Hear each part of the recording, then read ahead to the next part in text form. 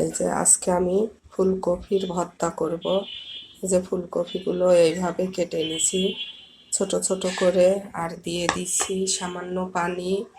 এর মধ্যে দিয়ে দিব সামান্য একটু হলুদের গুঁড়া, আর দিয়ে দিব সামান্য একটু লবণ। দিয়ে এখন ফুলকপিগুলো হালকা একটু সিদ্ধ করে নিব। হলুদ লবণের সঙ্গে একটু সিদ্ধ করে নিব। এটা সিদ্ধ করা হলে তেলে ভেজে নিব সুন্দর করে ফুলকপিগুলো। কড়াইতে দিয়ে দিলাম তেল, তার মধ্যে দিয়ে দিলাম 4টা শুকনো মরিচ। এখন ভেজে নিব।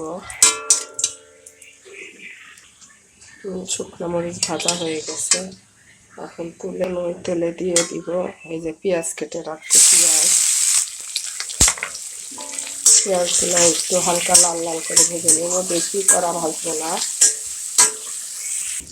পেঁয়াজ হয়ে গেছে, এই যে বেশি লাল লাল করা যাবে না, হালকা লাল লাল হলে এই যে এইভাবে এখন নামিয়ে ফেলবো, শুধু গন্ধটা চলে গেলে। এখন পেঁয়াজগুলো সব নামিয়ে ফেলবো। এখন ওই কড়াইতে আরেকটু তেল দিয়ে দিলাম। এখন একটা একটা করে ফুলকপি দিয়ে দিলাম সিদ্ধ করা, একটু লাল লাল করে।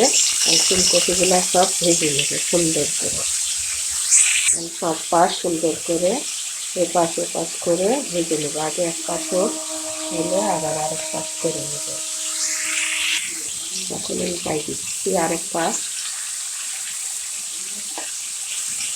এইভাবে লাল লাল করে ভেজে নিতে হবে সুন্দর করে।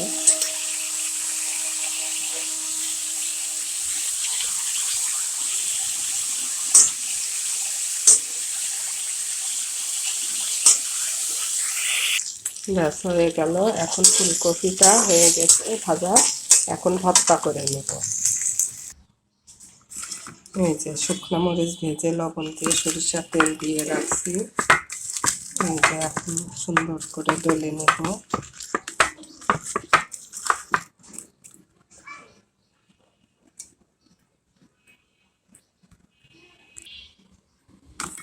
পেঁয়াজের সাথে পেঁয়াজটা এই যে বেশি ভাজা যাবে না, এরকম হালকা বাদামি রং করে ভাজতে হবে। এখন ডলা হয়ে গেছে, এখন দিয়ে দেব এই যে সেই ভাজা ফুলকপিটা ঢেলে দিলাম।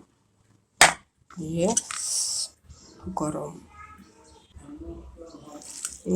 হয়ে গেল। ব্যাস আমার ফুলকপির ভর্তা। এটা একবার হলেও সবাই খেয়ে দেখবেন, অসম্ভব মজা আর সুন্দর হয় এটা খেতে।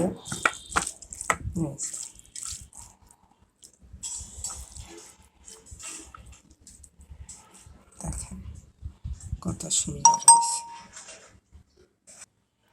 এই যে হয়ে গেল আমার ফুলকপির ভর্তা।